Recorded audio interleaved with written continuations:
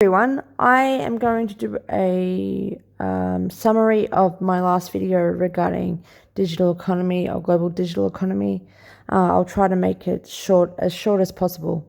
It will be without any evidence, because that's the whole point of me doing a long video, is to provide you the evidence, and also so I'm legally protected.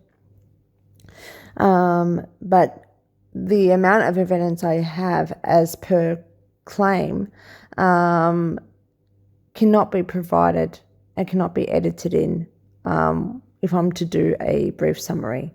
So what I'm going to do is I'm going to summarize all of my claims and tell you a story and leave this screenshot as it is without any change to it. So I hope you don't mind that. Let me know if this works for you, if this is better for you, and I'll continue to do these summaries. But I unfortunately cannot provide the evidence and everything else to go with it. Okay, so the whole point of that video, I wanted to prove to you that in Australia alone, not only are we already in Agenda 2030, and we have been since 2017 regarding the digital economy, and that we are having a digital economy developed for Agenda 2030, but that it's been an insider job with insider trading and collusion and heavy-seated corruption. And it was all, it's been all done behind. We've been completely hoodwinked and blindsided, because right now Australians are still thinking banking and digital ID aren't in unison as of yet, that there's nothing about it. We know something about, possibly some people know about open banking. That's the term they've used. Open banking is not meant to be digital ID or CD or CDBCs with the digital currencies or anything like that. It's not meant to be anything in terms of digital in that way, like AI and digital ID, because we don't have the laws to back that up. We don't have the governance within the banking system to back that up. The digital ID law has just been made effective December the 1st last year, so last month. And yet by 2017, this is all being deployed, and it's been since then. And not even banking staff are aware of these moves and of this insider job, despite their loans origination systems being upgraded, because they just think, oh, it's just going to be, faster turnover, faster processing times. We're getting an upgrade. But they don't know, and they haven't been told by any of the executives or any of the industry, is that these are AI-based programs with digital ID verification system. So that's a big problem for banks that are customer-owned, because customer-owned banks are meant to be, that's why you get away from the big four banks, because they're completely overtly pro-globalization. They are, a part of the global agenda itself. And these customer-owned banks are meant to be community-centered, and the customer is meant to be the ones that, branding-wise, primarily own the bank, and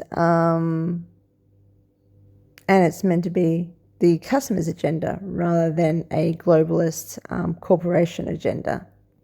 And that's not what any of these banks, despite what they're doing, are telling their customers either. So it's a completely blindsided situation. We don't even know at this point the repercussions or implications of digital ID, because it's only been made effective last month. And the AI is not even properly governed across the entire banking industry. So AI shouldn't even be applied because it's not protecting the customer as of yet, as an ASIC review has actually stipulated. ASIC is our banking enforcer. So let me go through the timeline so you can better understand how this has been an insider job, and I'll try to summarize it quickly for you. So 2017, the then Treasurer, who becomes Prime Minister, who leads us through COVID, tells us vaccinations are the only way, now is having a New Year's Eve party with Donald Trump at Mar-a-Lago and could potentially be the next ambassador to USA. Scott Morrison initiated this insider job by putting through a government review called open banking. Open banking was only meant to provide it's to protect the consumer's data, and it was to try to create a model or a solution to protecting the customer's data online. So it's quite vague. So this could be just purely based on hacking and security, right? No one would imagine it to be anything about the digitalization of our economy for 2030, of our entire economy, because it's banking, it's only for banking, and it's only to do with the customer's protection of their data within the banking. And he puts a review to ask for a solution, ask for an actual model or strategy, a framework that can be put in place to protect these consumers' data so it can be legally passed and it can be implemented and deployed within the banking sector. So what happens though in 2017 at the same time, while they're pretending that they're trying to find an answer to this framework, because the solution is only provided and the framework is only provided 2 years later in 2019. So, but by 2017, they have a company that's been created to provide CDR solutions called BISA, and that could only be done through insider information, because that means you also have a model available and ready. And then you have banks already deploying this project, initiating this project of deploying this framework in 2017 when this review has just been initiated. Just a review. So it's complete and utter insider trading. These banks use that company that was made up to BISA. They use that company to deploy this CDR framework. So they're working together and colluding to prematurely work to effectively and prematurely deploy this CDR system. And this particular bank that I'm talking about has actually stated in articles that the benefit of them prematurely starting this project in 2017 was the fact that they could actually impact and influence policy. So not only do you have insider trading to digitalize our entire economy, which we don't know yet by this point within these banks, but you also have banks politically interfering in our government. By 2018, so while this is all going on, by 2018, foreign bilateral agreements like Australia government and the UK government coming together and compiling a bilateral agreement that was being done in order to get foreign fintechs to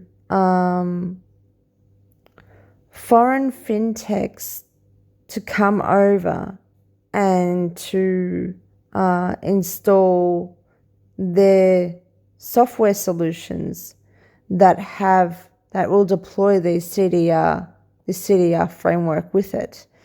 In essence, the AI digital ID programs. So they're the ones that are actually providing the software. Fintechs are, and they open up this trade straight after they put this review through the next year. They open up trade to with other foreign governments in order to get these fintechs over. So then by 2019, you have even the solution that was provided, the software that was provided for this one bank I'm talking about that had this 2017 Insider project.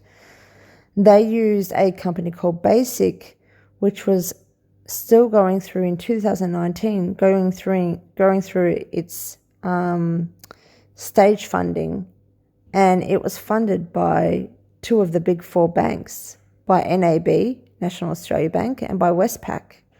So you have, again, this massive conflict of interest, and Basic is then the system used to deploy open banking, shall we say, wink, wink, to this bank, Regional Australia Bank. So that's just an example of how that's all been happening. 2019 as well, the solution or the framework is finally provided called CDR, Consumer Data Right, and it's legally passed, but with a bill, a Treasury amendment bill, and it has CDR in that bill, and that's passed by 2019, which allows banks, and I think the energy sector, they've added the energy sector to deploy the CDR. But no one knows this, right? It's not public, from what I've seen. I mean, I've never known this until I've looked into it.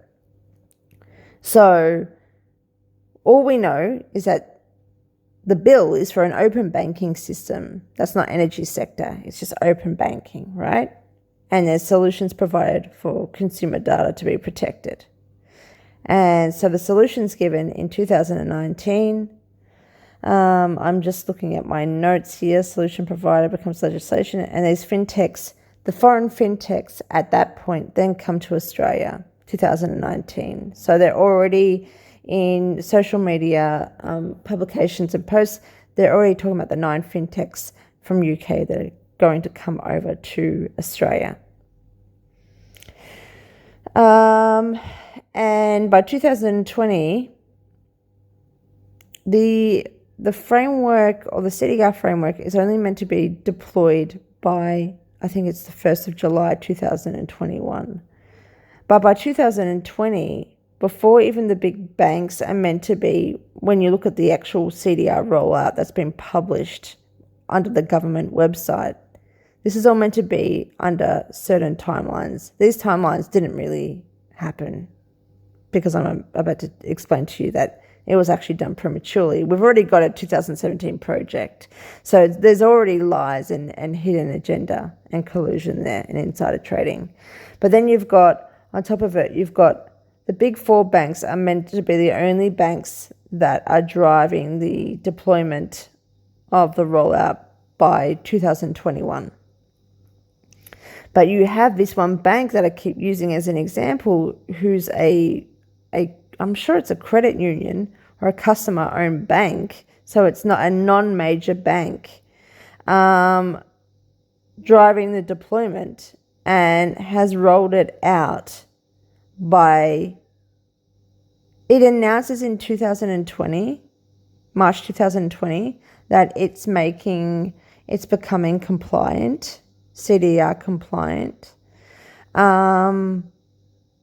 But the funny thing is, by July 2020, so they say it takes 3 months to become compliant. And so then by December, they're saying, just 2020, they've said, oh, we've become CDR compliant. But by July that year, they had actually put through their first loan through their open banking system using that basic fintech. So they had in fact already deployed effectively this CDR long before what's been actually published publicly. So again, this sort of insider trading. And they just miraculously comply with this model that was just put through in 2019 by early to mid 2020, when the deadline is July the 1st, 2021. So on paper, these banks were meant to deploy the solution after the 2019 legislation was passed and February 2000 was passed, and it's meant to be like a three-year situation happening between 2019 and 2022. So 2019 and 2022, as per the rollout that's actually been stipulated on the website, that was when all these banks were meant to be deploying this CDR system. But you have it long, long before.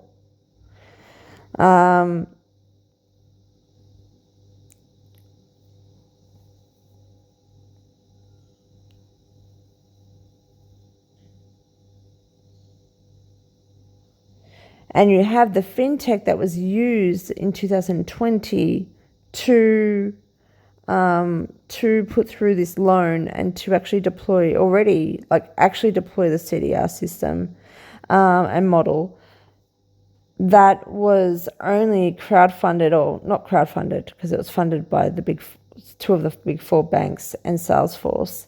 That was funded by late 2019. So you've got a gap between late 2019 and July 2020 where they've got their whole loans origination system up in this bank and they've put through their first loan. Don't you find that crazy?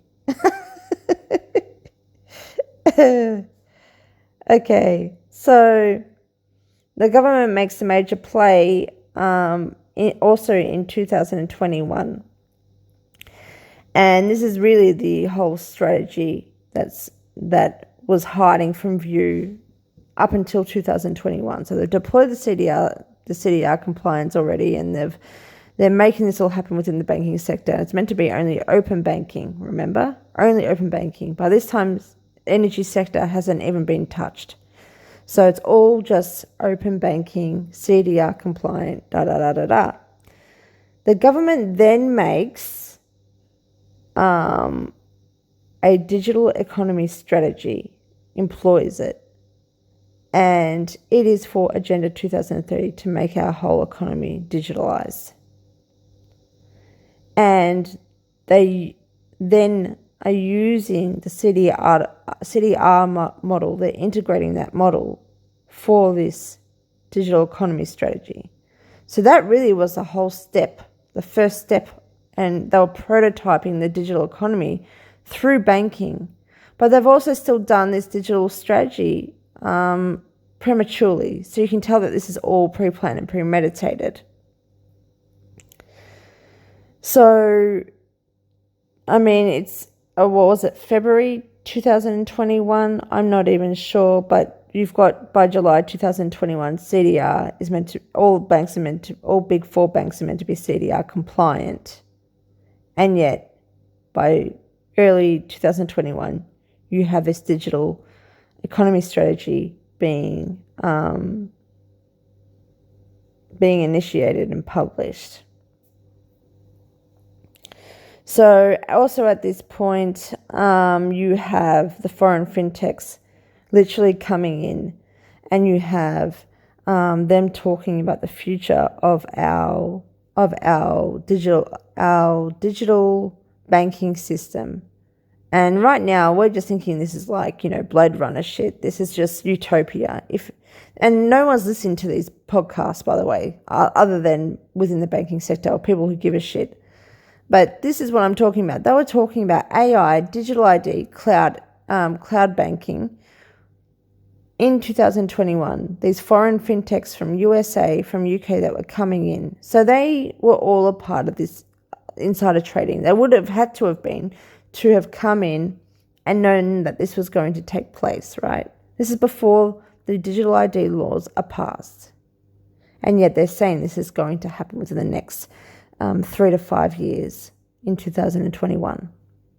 They're also saying that the banking system that they will use will also expand. So initially, they're meant to have this loans origination system used, but that is just the initial step to building this ecosystem of complete and utter digitalization. So in this podcast that I'm talking about, this guy, this head of this US fintech for Australia and New Zealand, talks about how this AI relationship manager will be able to connect you to like solicitors, or connect them, the bank, to your solicitors and to your accountants. So it's already beyond purely banking.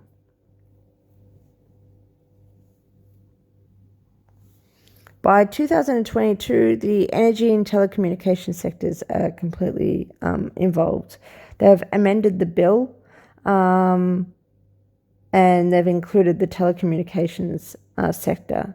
So now it's your phones. Now it's having digital ID implemented in having a phone. I don't know what's involved in there. I don't know. I haven't looked into it. But they're expanding. They're expanding this ecosystem as per the digital economy strategy for 2030. That was put through into the year before by the government.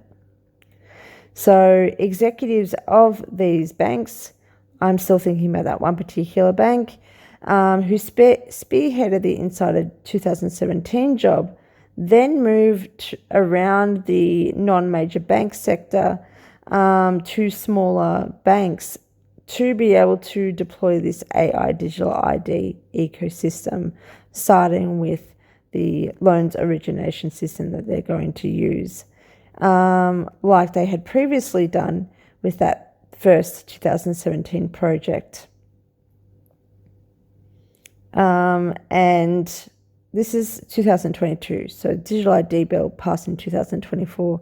AI not even introduced to society, let alone to banking.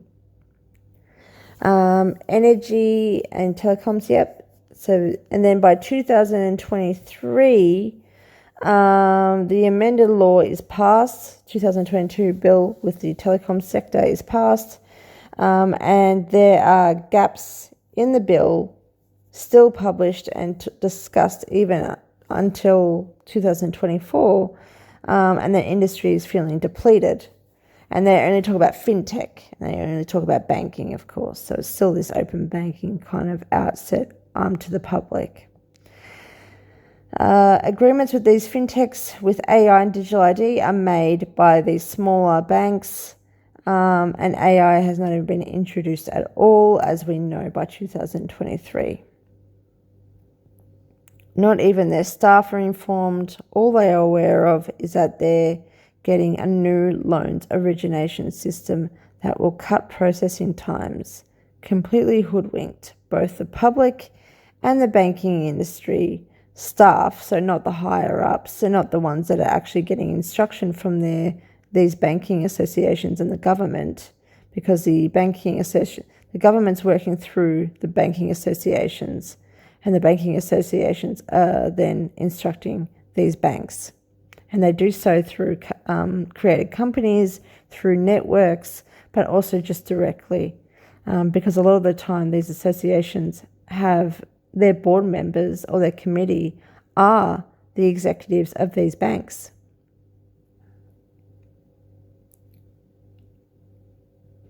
Okay, so we're up to 2024. The bill gets royal warrant by King Charles, of course, and AI is still not governed in banking yet.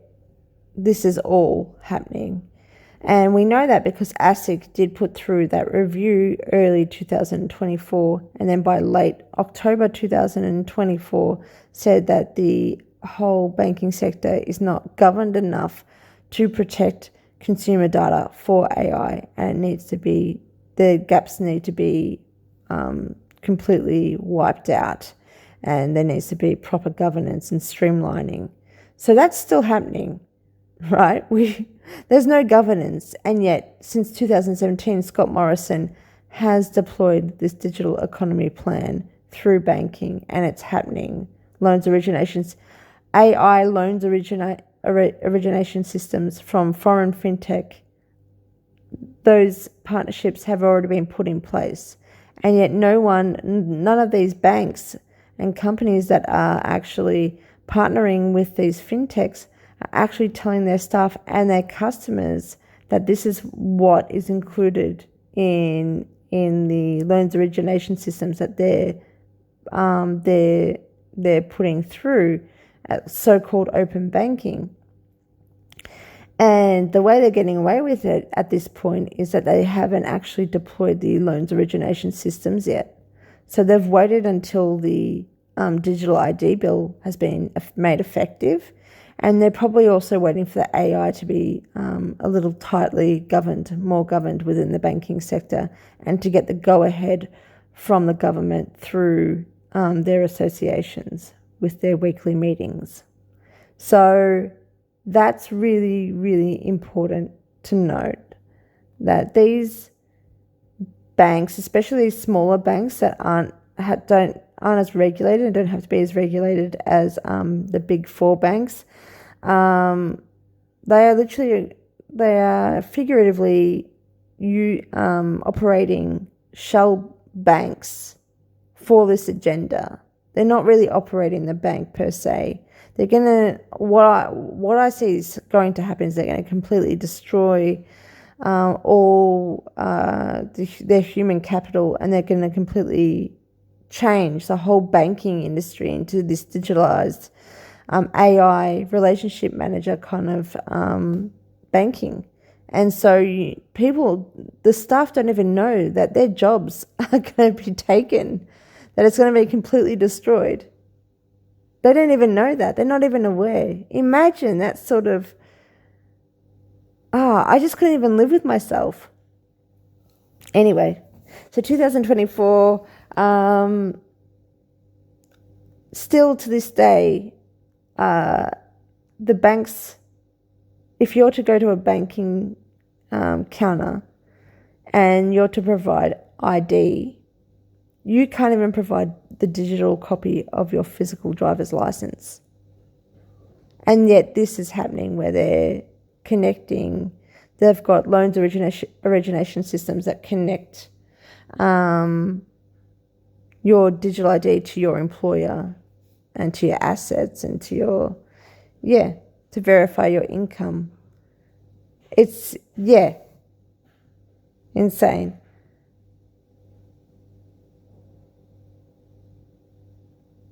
As I said, many of these banks haven't launched these systems, and they're waiting for instruction, what seems to be anyway. And they don't have the governance ready to effectively deploy.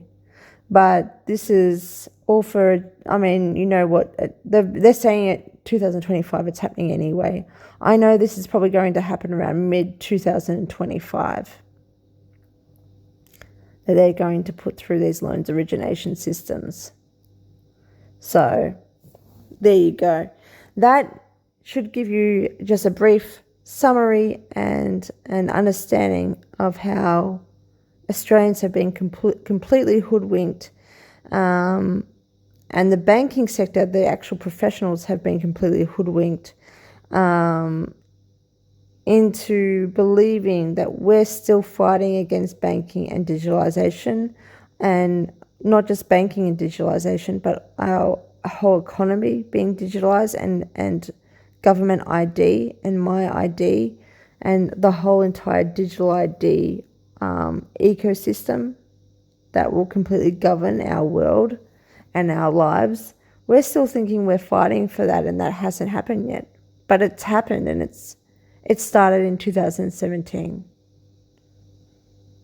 So that is what I wanted to show to you yesterday and today. Thanks, guys.